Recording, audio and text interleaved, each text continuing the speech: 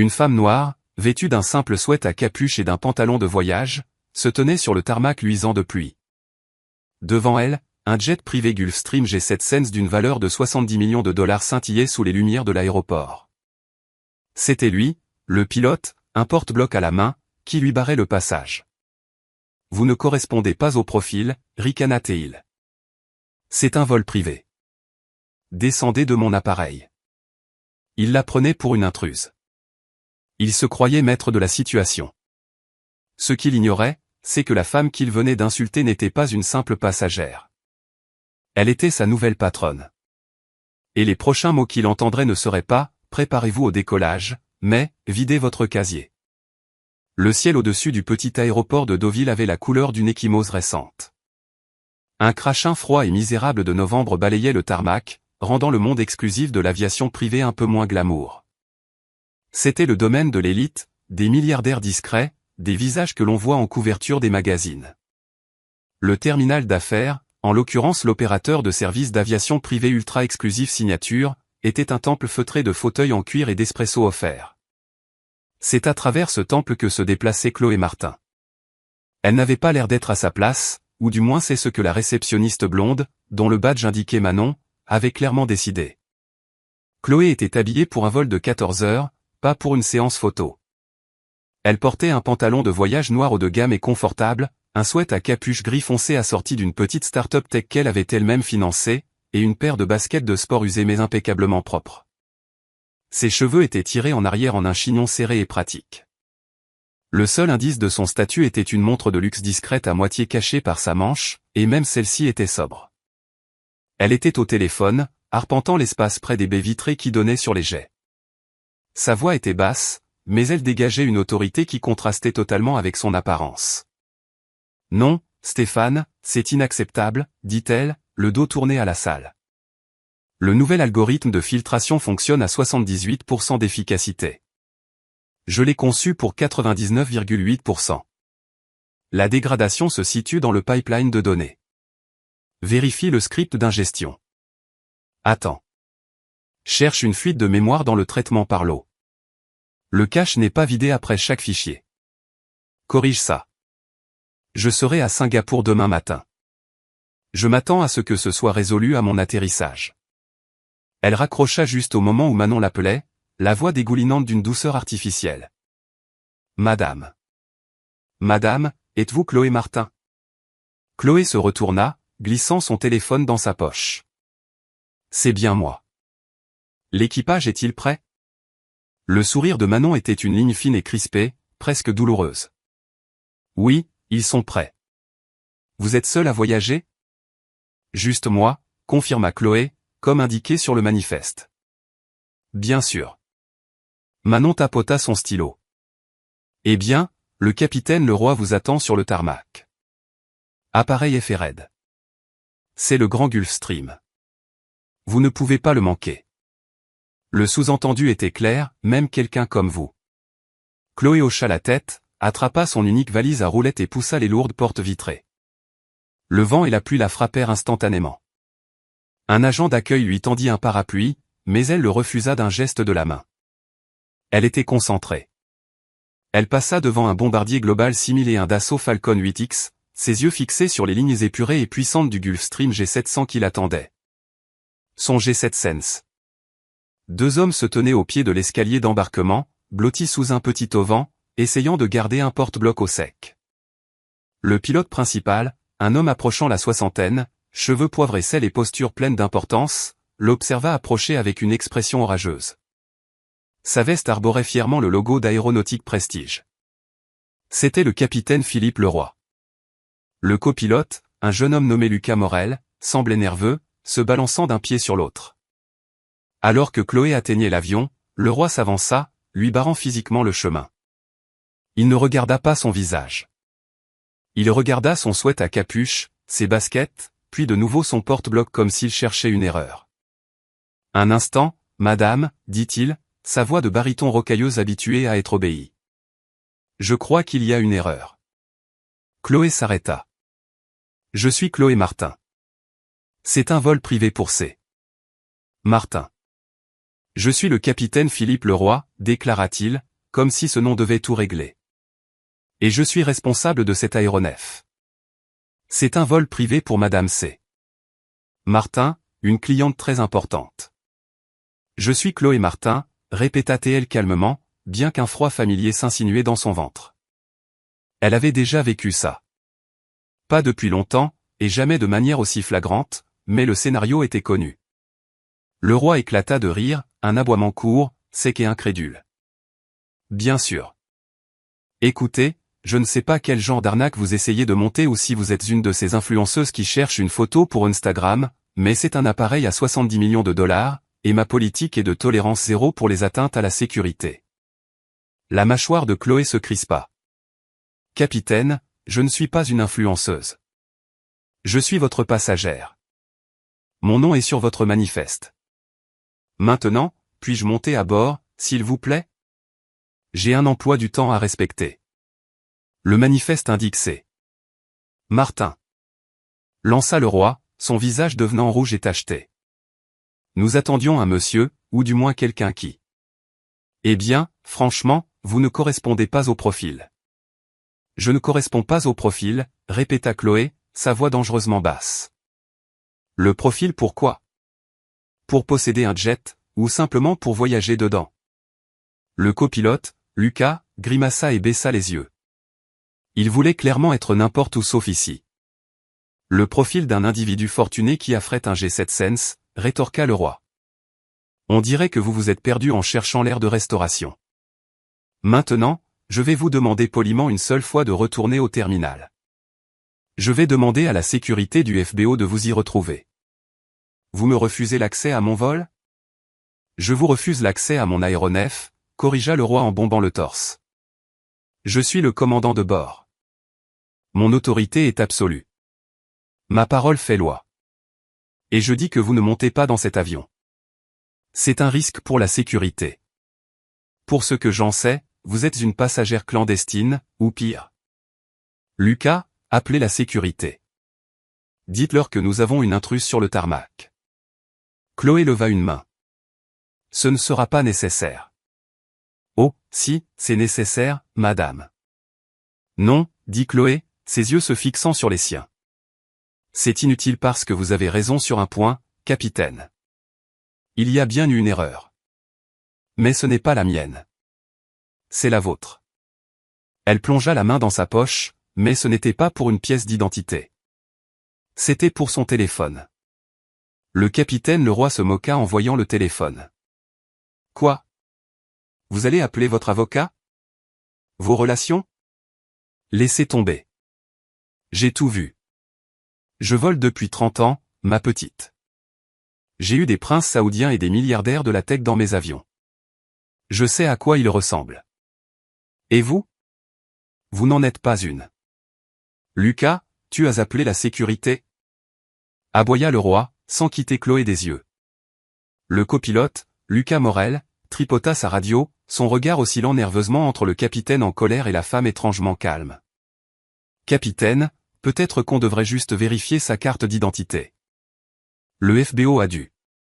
Le FBO est géré par une gamine de 20 ans qui s'intéresse plus à ses ongles, gronda le roi.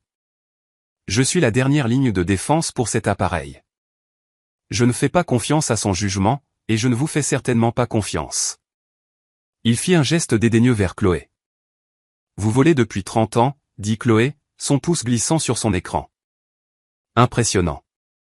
Vous êtes chez Aéronautique Prestige depuis. Quoi? 12 ans.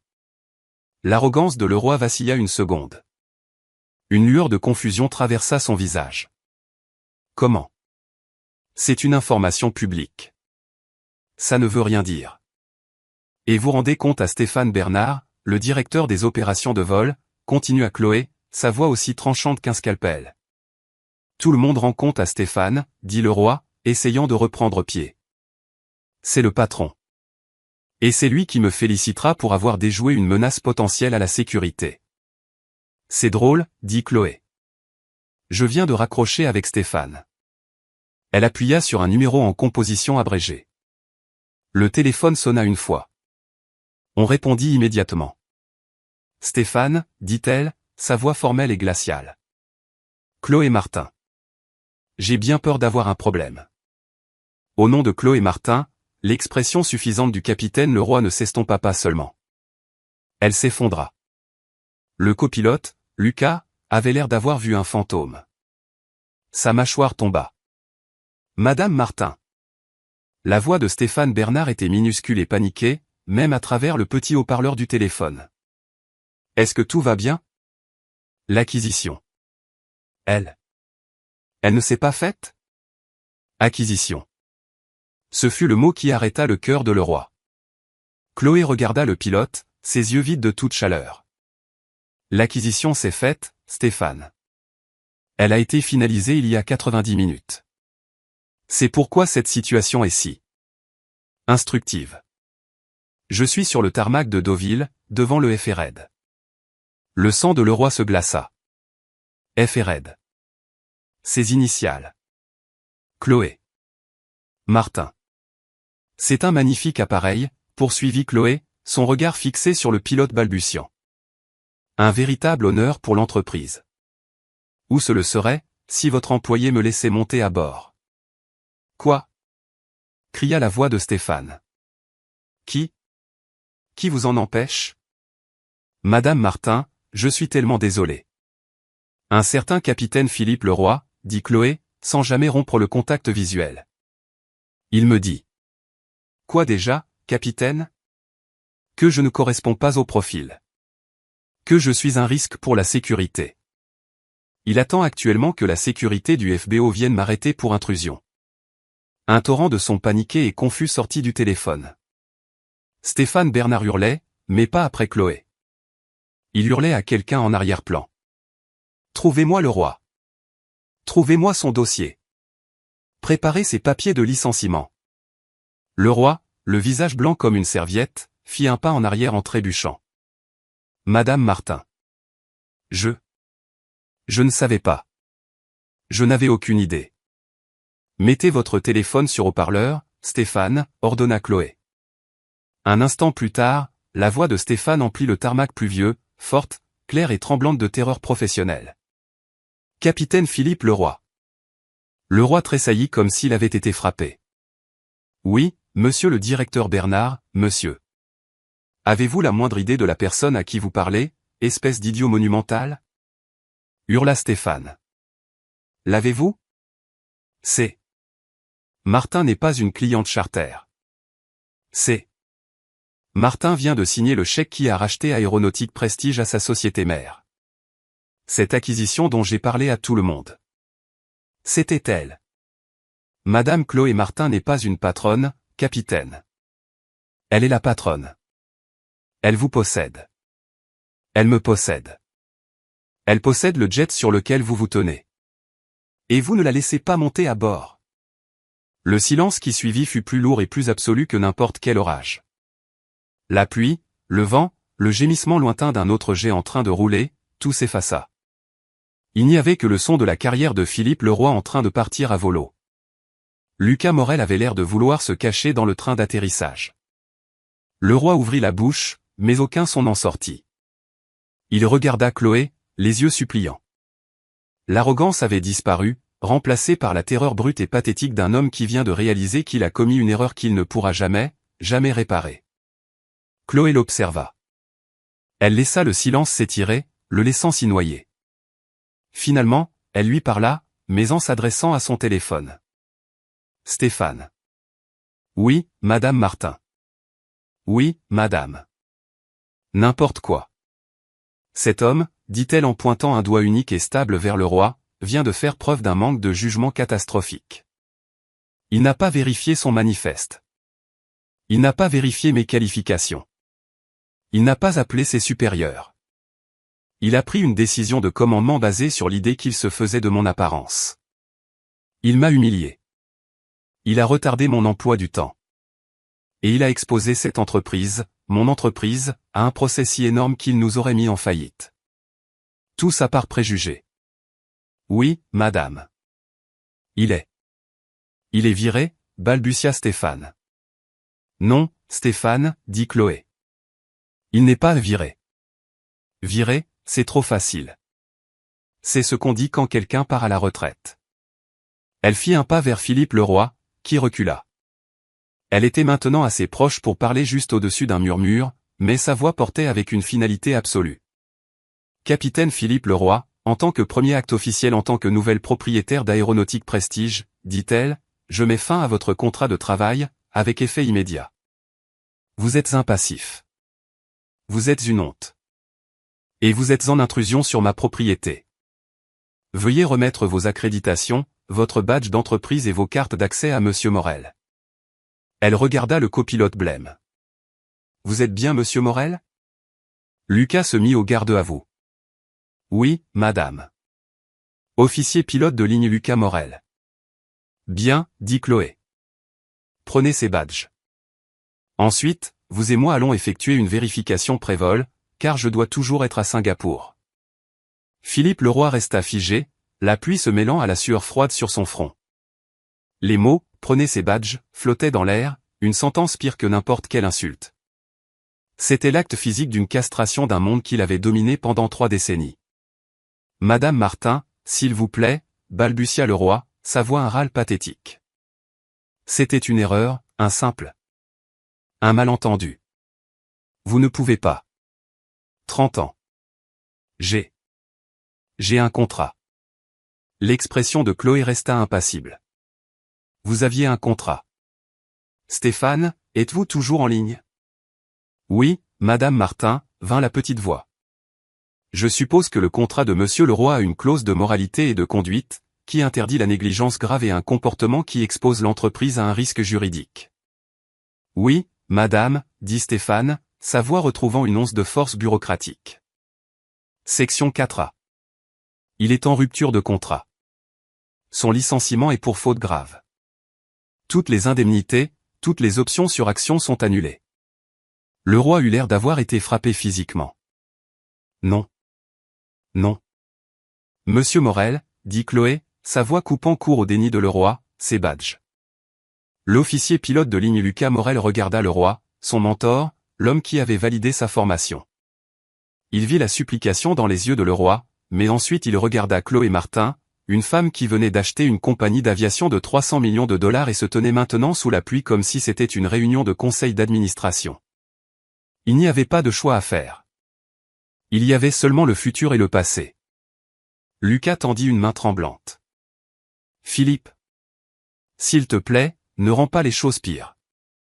L'utilisation de son prénom acheva le roi. La dernière parcelle de son autorité s'évapora. Il n'était plus capitaine. Il était juste Philippe. Avec des mains maladroites et hésitantes, il détacha le badge de sa poche de poitrine. Il retira le cordon en cuir de son cou, celui qui tenait sa clé d'accès au FBO et ses accréditations certifiées. Il les laissa tomber dans la main de Lucas comme s'ils étaient brûlants. La sécurité est en route, Philippe, dit Stéphane Bernard au téléphone. Ils vous escorteront jusqu'à votre véhicule. Vous n'êtes pas autorisé à entrer dans le FBO. Vous n'êtes pas autorisé à parler à un autre membre d'équipage. Votre accès est révoqué. Vous faites ça, cracha le roi, sa terreur se transformant en une rage prévisible et impuissante. Il foudroya Chloé du regard. Vous. Les gens comme vous arrivez, vous achetez des choses que vous ne comprenez pas. Vous. Je comprends les algorithmes, monsieur le roi, dit Chloé, sa voix acérée. Je comprends les données. Je comprends l'efficacité. Et vous êtes un bug dans le système. Une erreur critique. Et je suis en train de déboguer. 2 gardes de sécurité du FBO signature en uniforme noir traversaient maintenant le tarmac d'un pas rapide. Ils n'avaient pas l'air en colère. Ils avaient l'air de s'ennuyer. Ils géraient des drames de haut vol tout le temps. Monsieur le roi, nous avons besoin que vous veniez avec nous, monsieur, dit l'un d'eux. Le roi jeta un dernier regard désespéré au G7 Sense, son jet. Il regarda Chloé. Il ne dit rien, mais ses yeux promettaient une guerre. Puis, flanqué des gardes, il entama la longue et humiliante marche de retour vers le terminal, un homme sans titre et sans emploi disparaissant sous la pluie. Chloé le regarda partir, son visage un masque d'efficacité froide. Puis elle se tourna vers Lucas Morel, qui tenait toujours les badges de le roi comme un oiseau mort. Merci, monsieur Morel, dit-elle, reprenant un ton purement professionnel. J'ai un problème. Je suis en retard pour une réunion à Singapour, et il me manque un pilote. Êtes-vous qualifié pour piloter cet appareil en tant que commandant de bord? Lucas pâlit. Non, madame. Je suis officier pilote de ligne. Je n'ai pas les heures requises pour le siège de gauche. Nous ne pouvons légalement pas voler. Merde, dit Chloé à voix basse. C'était le premier signe de véritable frustration qu'elle montrait. Le problème n'était plus le préjugé.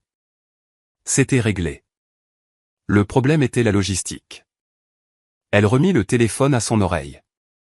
Stéphane, j'ai besoin d'un nouvel équipage. J'ai besoin d'un capitaine et d'un copilote. Je les veux à Deauville dans les 90 prochaines minutes. Je me fiche d'où vous les trouvez. Retirez-les d'un vol à Boston, appelez-les de chez eux. Je veux les meilleurs. Je veux votre équipe la plus professionnelle, la plus respectueuse des règles. Suis-je clair? Oui, Madame Martin. 90 minutes. Je vais appeler le capitaine Dupont. Valérie Dupont. C'est notre meilleure. Elle est basée en Touraine. Je vais lui envoyer une voiture. Bien. Occupez-vous-en.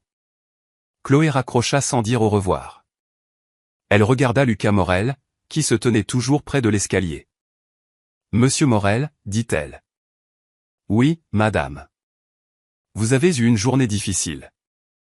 Vous êtes congédié. Rentrez chez vous. Nous vous contacterons au sujet de votre avenir au sein de l'entreprise. Lucas Morel hocha la tête, son visage un mélange de soulagement et de terreur. Il ne savait pas s'il venait d'être sauvé ou licencié. Il savait juste qu'il était hors du tarmac. Il se retourna et s'éloigna, laissant Chloé Martin seule devant son jet. Elle soupira, la pluie froide s'infiltrant dans son sweat à capuche. Elle regarda l'avion de 70 millions de dollars, puis de nouveau le terminal. Elle remonta sa capuche, attrapa sa valise à roulettes et retourna à l'intérieur pour attendre. La bataille était terminée. La guerre ne faisait que commencer. Quand Chloé Martin repoussa les lourdes portes vitrées du terminal d'affaires signature de Deauville, l'atmosphère n'était plus seulement feutrée. Elle était d'un silence de mort. Manon, la réceptionniste, se tenait derrière son bureau poli, le visage de la couleur du lait écrémé. Elle avait clairement assisté à tout le drame qui s'était déroulé sur le tarmac. Au moment où Chloé entra, Manon semblait sur le point de fondre en larmes ou d'être malade. Madame Martin, balbutia Manon en se levant d'un bond. Je peux vous apporter quelque chose? Une suite privée? Un café? De l'eau? Nous avons des viennoiseries d'une bonne boulangerie parisienne. Chloé se dirigea droit vers le bureau et posa ses mains dessus, se penchant légèrement. Elle n'était pas en colère. Elle était analytique. Dites-moi, Manon, dit Chloé, la voix basse. Quand je suis entrée, qu'avez-vous pensé? Quoi? Qu'est-ce que j'ai? J'ai pensé. Soyez honnête. C'est important. Mon entreprise vient de vous payer, à signature, 5 000 € de frais de gestion. Je veux savoir ce pourquoi j'ai payé. Le sang-froid de Manon se fissura. J'ai pensé que vous faisiez partie de l'équipage ou peut-être une assistante pour la vraie Chloé Martin. La vraie Chloé Martin? Répéta Chloé en hochant lentement la tête. Celle qui correspond au profil. Et quand le capitaine Leroy est entré plus tôt, qu'a-t-il dit? Il était juste. Il est toujours grincheux, murmura Manon. Il a dit qu'il en avait marre de ces nouveaux riches. Et qu'il espérait que celle-ci ne serait pas une source d'ennui. Et vous étiez d'accord avec lui, affirma Chloé. Ce n'était pas une question. Le silence de Manon fut sa réponse. Je contacterai votre responsable, monsieur Duval, dit Chloé en se détournant. Vous devriez peut-être mettre votre CV à jour, Manon. Chloé ne prit pas la suite privée. Ce serait se cacher. Au lieu de cela, elle s'assit dans l'un des fauteuils du salon principal, au centre de la pièce, face à la porte. Elle ouvrit son ordinateur portable, se connecta au Wi-Fi du FBO et se mit au travail. Mais elle ne travaillait pas sur son projet de Singapour. Elle se connecta via VPN au serveur de sa nouvelle entreprise. Elle avait fini l'apéritif. Il était temps de passer au plat principal. Elle ouvrit un nouveau fichier. Audit du personnel d'Aéronautique Prestige. Elle commença par le roi, Philippe. Elle ne se contentait pas de le licencier. Elle constituait le dossier pour s'assurer qu'il ne volerait plus jamais pour personne. Elle consulta son dossier et se figea. Il était mince. Trop mince. Pour un employé de 12 ans, il était immaculé. Quelques félicitations, les certifications requises de la DGAC, mais rien d'autre. Aucune plainte, aucun avertissement, aucune altercation avec des passagers. C'était anormal. Un homme avec autant d'arrogance, autant de préjugés ouverts, ne les manifeste pas pour la première fois le jour de son départ. Elle ouvrit un autre fichier. Bernard, Stéphane, directeur des opérations de vol. Elle examina ses communications internes. Elle chercha « le roi ». Son sang se glaça. Des dizaines de mails. Des centaines. Pas dans le dossier personnel officiel, mais dans un dossier privé de l'Outlook de Stéphane. 2019, Stéphane, ce client sur le vol pour la Côte d'Azur. Pas notre clientèle habituelle. Tu dois leur dire que leurs invités doivent utiliser le FBO, pas le tarmac. Peu importe leur apparence. 2020, Stéphane, la nouvelle hôtesse de l'air, celle d'origine ethnique. Ça ne va pas. Son service est correct, mais elle ne correspond pas à l'image de marque. Mute-la sur la ligne européenne. 2021, Stéphane, j'ai eu une autre plainte de Philippe à propos d'un client bruyant. J'ai arrangé les choses, offert un dîner au type. Philippe est pénible, mais c'est notre meilleur pilote. Je vais enterrer la plainte. Ce n'était pas seulement le roi. C'était Stéphane. Stéphane Bernard, l'homme qui avait semblé si vertueusement furieux au téléphone, ne protégeait pas sa nouvelle patronne. Il se protégeait lui-même. Il n'avait pas renvoyé le roi pour son racisme. Il avait renvoyé le roi parce que celui-ci avait finalement dirigé ses préjugés vers la mauvaise personne et menaçait d'exposer tout le système pourri. La mâchoire de Chloé était une seule ligne de muscles tendus. Ce n'était pas un bug. C'était un système d'exploitation corrompu. Pendant ce temps, à 25 km de là, dans une voiture de location sur le parking détrempé des employés de l'aéroport de Deauville, Philippe Leroy passait un appel. Il n'appelait pas sa femme. Il n'appelait pas un avocat. Ouais, c'est Philippe Leroy, gronda-t-il dans son téléphone. C'est bien le blog Le Vrai Ciel? Bien. Je suis un lecteur fidèle depuis des années. C'est vous qui détestez ces compagnies aériennes woke, non? Eh bien, j'ai une histoire pour vous. Ouais, une vraie, sur une milliardaire de la tech, une sorte de promotion canapé issue de la discrimination positive qui vient d'acheter Aéronautique Prestige, et ce qu'elle m'a fait, à moi, un vétéran de 30 ans, juste. Juste pour avoir fait mon travail. Il était furieux. Il était humilié. Et il allait réduire toute l'entreprise en cendres. 1h40 plus tard, un nouvel équipage entra dans le FBO. Ils étaient l'opposé physique de Leroy. La capitaine, Valérie Dupont, était une femme grande et vive d'une quarantaine d'années, avec un air de compétence absolue et sans fioriture. Son copilote, Théo Simon, était jeune, enthousiaste, et portait une tablette avec leurs données de prévol déjà chargées. Madame Martin, dit le capitaine Dupont, sans tendre la main mais en faisant un signe de tête nette. Je suis le capitaine Dupont. Voici l'officier pilote de ligne Simon. Nous avons déposé notre plan de vol. La météo pour Singapour. Eh bien, c'est un long vol, mais la route est dégagée. Nous décollons dans 30 minutes, si cela vous convient. C'est plus que convenable, capitaine, dit Chloé en fermant son ordinateur portable. Pour la première fois de la journée, elle ressentit une once de soulagement. Voilà le standard. Nous serons à bord pour nos vérifications, dit Dupont. Elle et Simon se retournèrent et sortirent sur le tarmac, formant une seule unité professionnelle. Chloé rassembla ses affaires. Elle s'apprêtait à les suivre, à quitter enfin cet aéroport misérable, quand son téléphone sonna. L'écran affichait Bernard. Elle soupira et répondit. J'espère que ce sont de bonnes nouvelles, Stéphane. Madame Martin. Madame. La voix de Stéphane Bernard était encore pire qu'avant. Il n'était plus paniqué. Il était terrifié. Nous avons un problème secondaire. Qu'est-ce que c'est, Stéphane? Philippe Leroy n'a pas été escorté hors des lieux. Il a été escorté, madame. Mais il parle. Il a appelé le vrai ciel. C'est un blog d'aviation de droite un peu trash, mais il est lu par.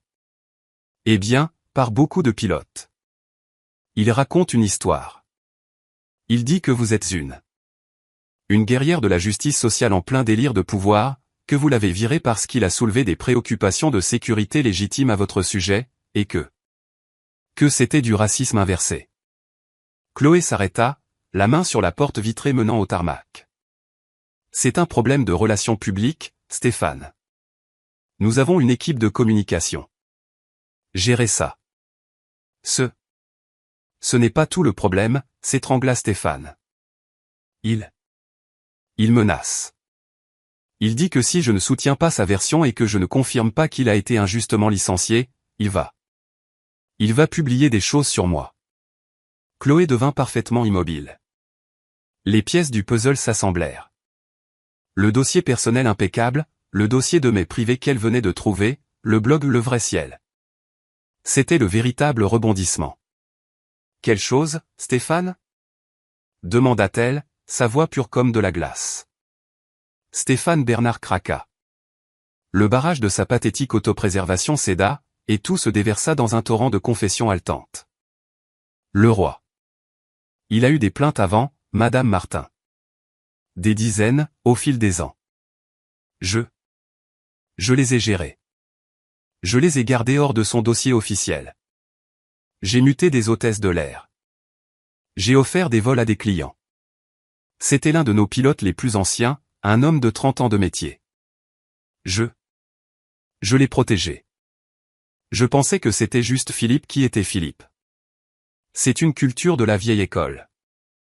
Il menace de dire que j'ai tout couvert, sauf si je le soutiens. Stéphane, dit Chloé, sa voix dangereusement calme. Êtes-vous en train de me dire que vous avez couvert un passif connu pendant des années, exposant cette entreprise à des millions de dommages potentiels, tout ça pour éviter de la paperasse?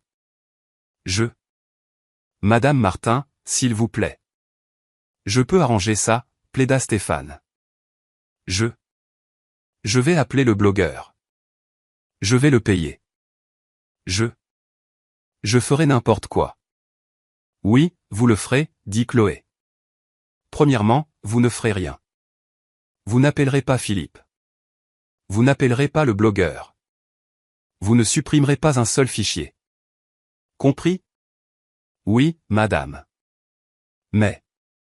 Deuxièmement, interrompit Chloé, je change mon plan de vol. Elle poussa la porte. La pluie avait cessé. Le capitaine Dupont était en haut de l'escalier, effectuant une vérification visuelle. Capitaine Dupont. Appela Chloé. La pilote se retourna, surprise. Oui, madame? Déposez un nouveau plan. Changement de destination. Nous n'allons pas à Singapour. Nous allons à Lyon. Siège social d'Aéronautique Prestige. Le capitaine Dupont ne s'y a pas. Elle ne demanda pas pourquoi. Elle ne se plaignit pas de la paperasse. Elle hocha simplement la tête. Oui, madame. Nouveau plan pour Lyon-Saint-Exupéry. Donnez-moi 10 minutes. Chloé reprit le téléphone avec le directeur gémissant. Stéphane. Oui. Oui, madame Martin.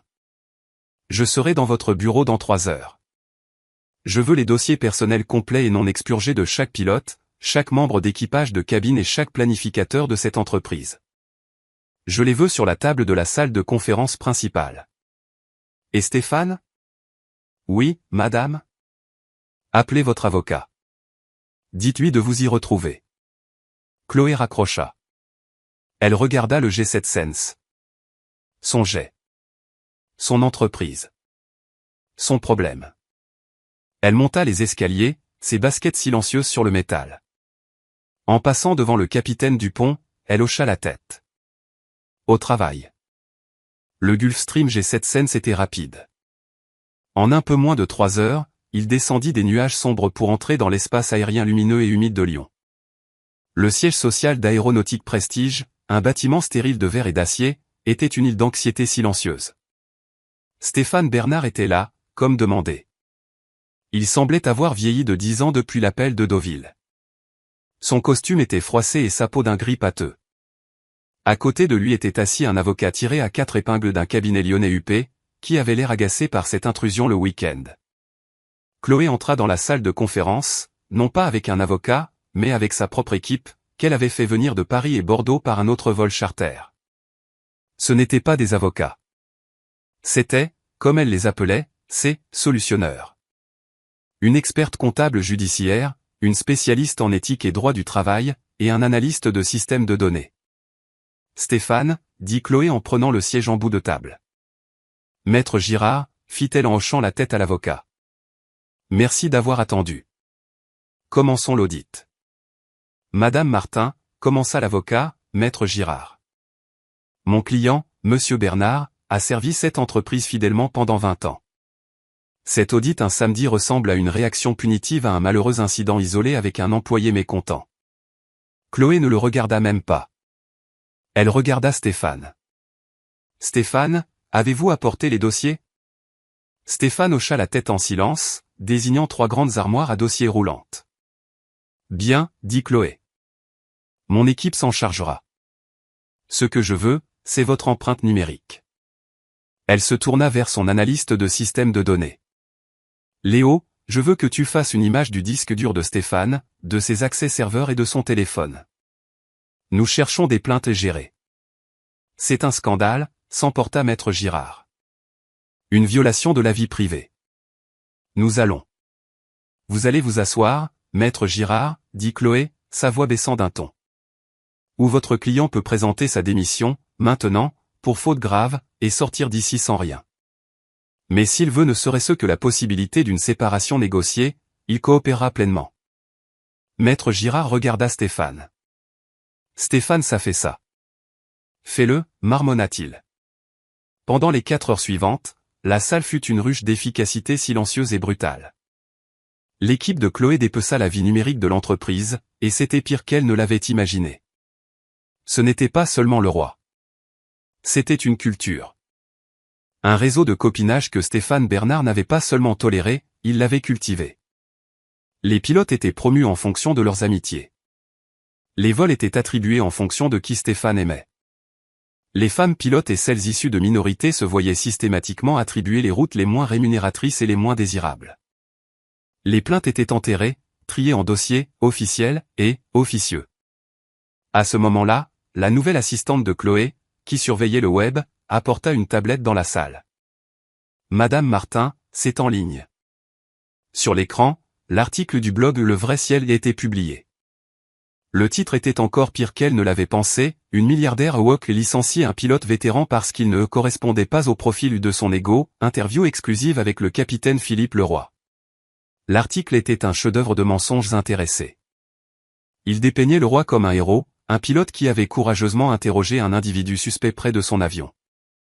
Il qualifiait Chloé d'incompétente, de dangereuse, et de produit de la discrimination positive qui avait acheté une entreprise dont elle ne savait rien. Mais Leroy fit alors son erreur fatale. Il devint spécifique. C'est ce qu'ils font, était cité Leroy. Je l'ai déjà vu. En 2019, j'avais un client, un rappeur, qui a essayé de faire monter toute sa clique dans le jet. J'ai mis le holà. Je leur ai dit non. Leur allure ne me plaisait pas.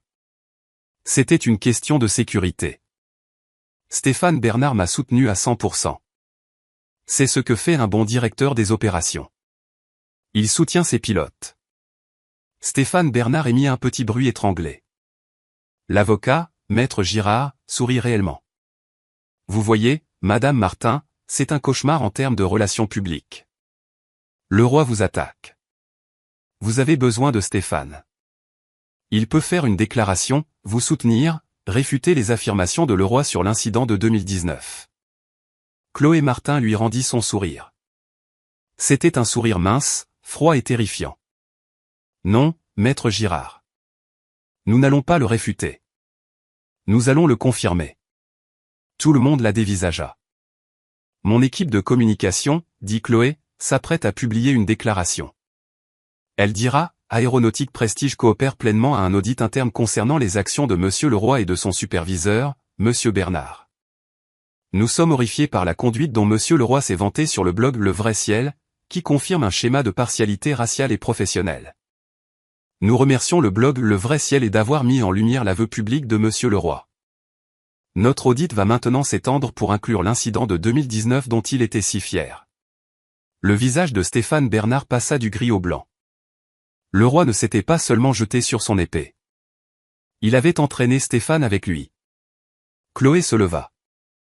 Stéphane, vous êtes licencié pour faute grave. Maître Girard, votre client peut se raccompagner à la sortie.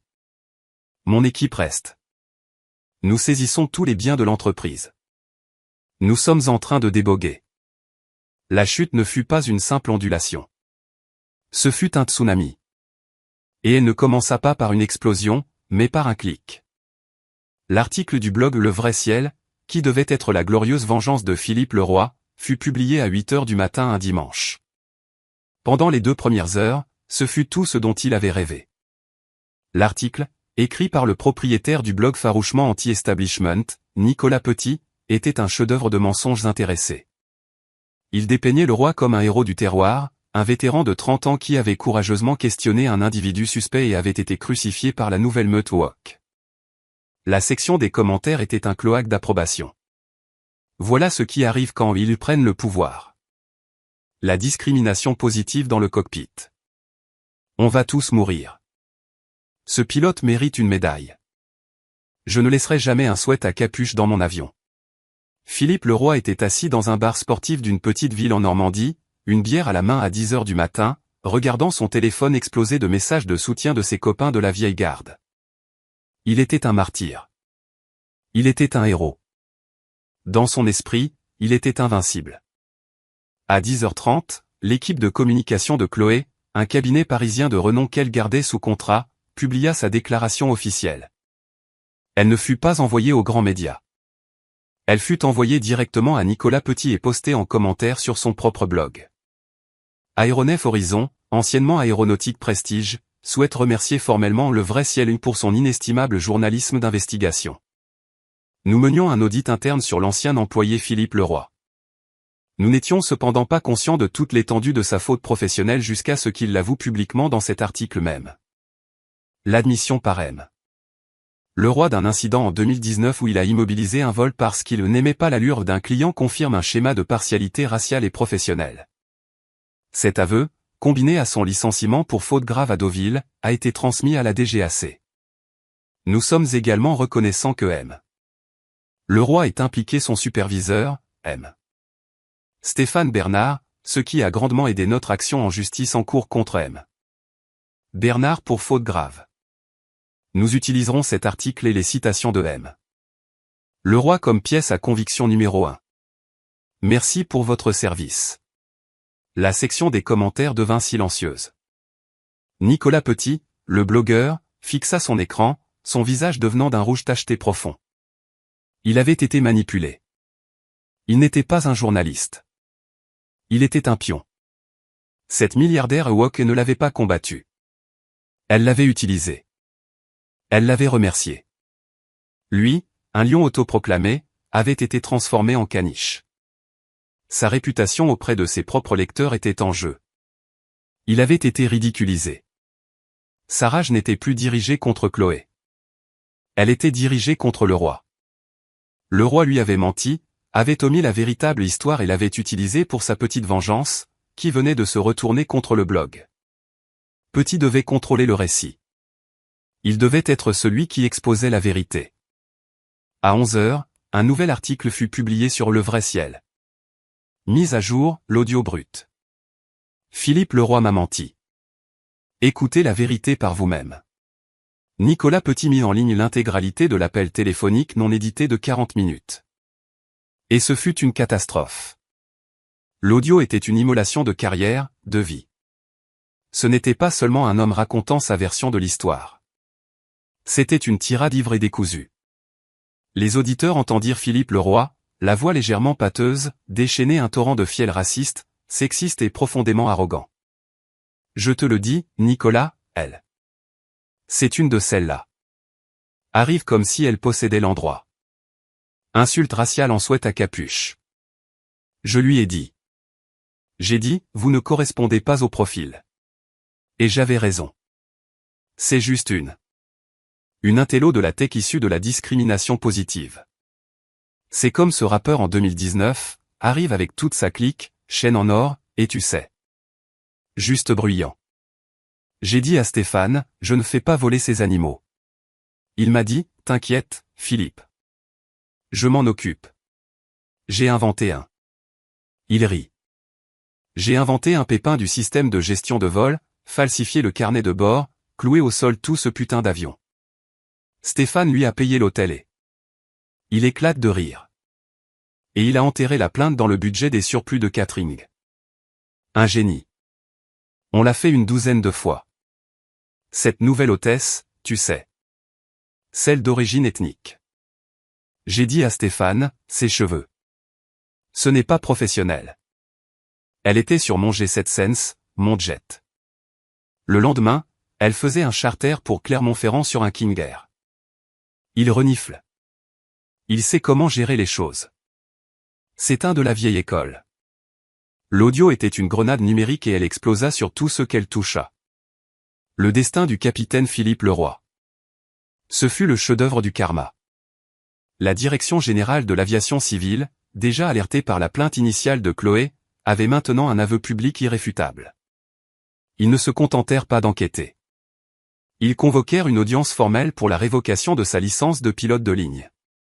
L'audience n'était pas un procès. C'était une exécution. Philippe Leroy était assis dans une salle de conférence stérile dans les bureaux parisiens de la DGAC. Il portait un costume mal ajusté, ses mains tremblaient visiblement. En face de lui, 3 administrateurs au visage de pierre. L'équipe de Chloé était là. Pas elle, mais ses solutionneurs. Son experte comptable judiciaire, Juliette, présenta le budget des surplus de catering, montrant une corrélation directe entre l'enterrement des plaintes et 4,2 millions d'euros de gestes commerciaux sous le code de Stéphane Bernard. Son analyste de système de données, Léo, présenta les fichiers serveurs non expurgés. Il afficha la plainte originale du passager de 2019 de l'équipe de management du rappeur, détaillant le problème mécanique soudain et inexpliqué et l'attitude non professionnelle et hostile du capitaine Leroy. Puis il afficha le carnet de maintenance falsifié pour ce vol, signé par Leroy, à côté du carnet de bord réel de l'avion qui ne montrait aucun pépin du système de gestion de vol. « Monsieur Leroy, dit l'administratrice principale, la voix dénuée d'émotion. Vous êtes enregistré sur un support audio dans un forum public admettant la falsification délibérée de documents officiels, spécifiquement un carnet de maintenance d'aéronefs. Vous avez admis que cela a été fait non pas pour la sécurité, mais par préjugé personnel. Vous avez admis un schéma de ce comportement, encouragé par votre superviseur. C'était des paroles en l'air, balbutia Leroy. J'étais ivre. Je me vantais. Êtes-vous, sous serment, en train de nier avoir falsifié le carnet de bord de 2019 ? Leroy regarda le carnet. Il regarda l'administratrice. Il était piégé. Je ne me souviens pas. Alors nous allons vous le rappeler, dit l'administratrice. La DGAC conclut que vous, Philippe Leroy, avez démontré un schéma de conduite en violation directe des réglementations. Vous avez affiché un caractère antithétique au jugement, à la responsabilité et à la confiance requis d'un pilote de ligne. Vous avez délibérément falsifié des dossiers. Vous êtes, à notre avis, une menace directe pour la sécurité et l'intégrité de l'espace aérien national. Le verdict fut lu. Avec effet immédiat, votre licence de pilote de ligne est révoquée de façon permanente. Tous les privilèges de vol sont annulés. Ce n'était pas juste un licenciement. C'était la fin de son identité. Il ne pouvait pas piloter un G7 Sense. Il ne pouvait pas piloter un jet régional. Il ne pouvait légalement même pas piloter un Cessna 172 pour donner des leçons le week-end. Il était cloué au sol pour toujours. Ses amis de la vieille garde disparurent. L'audio les avait impliqués et ils se tairaient tous. Il essaya de trouver un emploi comme instructeur sur simulateur. La compagnie d'assurance de l'école vit son nom et refusa de le couvrir. La dernière fois que l'on entendit parler de lui, Philippe Leroy travaillait comme magasinier pour une entreprise d'épandage agricole dans la campagne profonde en Limousin, comptant des pesticides dans un hangar poussiéreux. Un homme qui avait commandé des jets de 70 millions de dollars, maintenant cloué au sol à vie, une blague dans l'industrie qu'il avait autrefois dominée. Le destin de Stéphane Bernard. Le destin de Stéphane n'était pas entre les mains de la DGAC, mais entre celles des avocats. L'équipe de Chloé, armée de l'audit et de l'audio, ne se contenta pas de le licencier. Ils intentèrent une action civile contre lui pour faute grave et manquement à l'obligation fiduciaire. Dans une salle de déposition stérile, l'avocat de Chloé exposa le cas. Monsieur Bernard, votre contrat stipulait que votre devoir principal était de protéger les actifs de l'entreprise et d'atténuer les risques. Est-ce correct? Oui. Mais. Et notre audit, mené par Madame Lefebvre ici présente, l'avocat fit un geste vers l'experte comptable, a déterminé que sur une période de 10 ans, vous avez activement contourné ce devoir. Vous avez coûté à cette entreprise environ 4,2 millions d'euros en vols offerts, séjours à l'hôtel et autres gestes, tout cela pour enterrer des plaintes officielles contre un groupe de pilotes privilégiés. Pouvez-vous expliquer pourquoi? Sous serment, Stéphane s'effondra. Il essaya de mentir. Il essaya de blâmer la culture d'entreprise. Il essaya de dire qu'il protégeait son équipe. L'avocat passa simplement un nouvel extrait de l'audio de Leroy.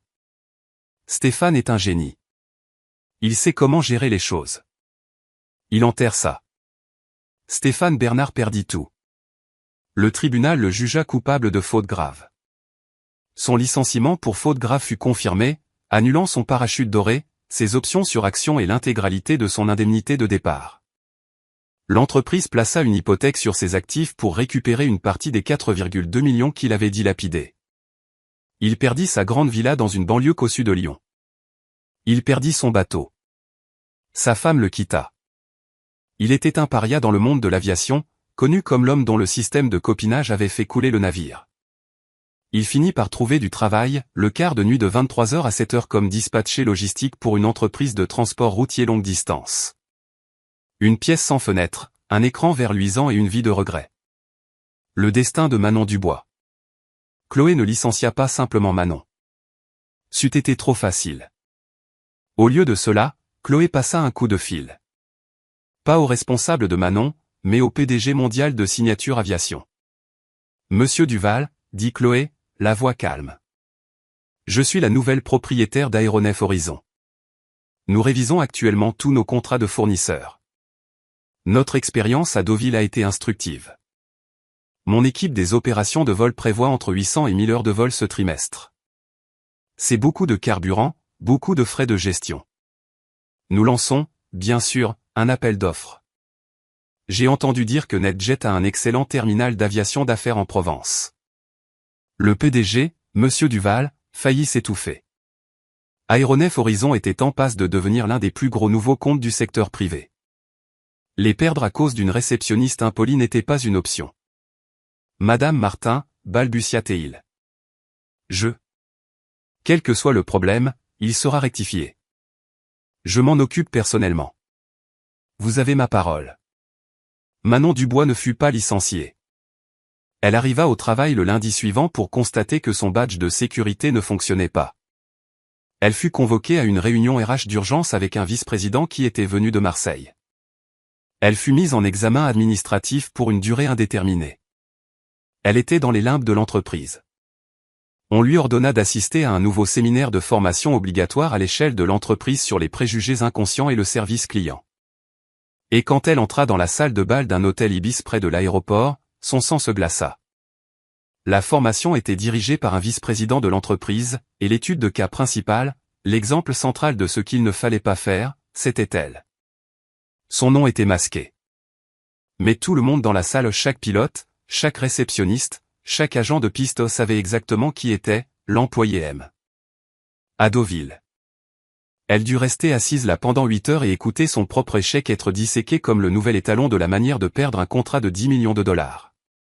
Elle était un fantôme, toujours sur la liste de paix, mais sans emploi, un avertissement vivant pour tous les autres. La résolution, aéronef Horizon. 6 mois plus tard, le tarmac de Deauville était clair et ensoleillé. Un élégant Gulfstream G7 Sense attendait. L'ancien logo criard d'aéronautique Prestige avait disparu. La dérive était maintenant peinte d'un simple et élégant M argenté. L'entreprise était née de nouveau, Aéronef Horizon. Chloé Martin traversa le terminal d'affaires signature. Le nouveau réceptionniste, un homme vif nommé Antoine, la salua instantanément par son nom. « Bonjour, Madame Martin. Le capitaine Dupont est à bord.